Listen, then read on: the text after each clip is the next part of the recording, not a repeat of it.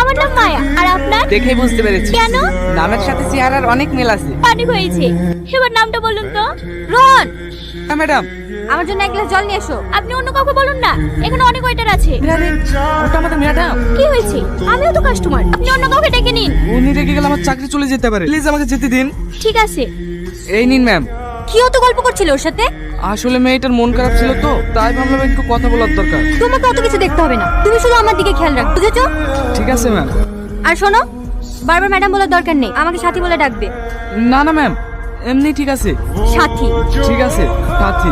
রোহন, এই না আমার নাম্বার। নাম্বার কি করবো? কল করবে। কিছু বলবে সাথী?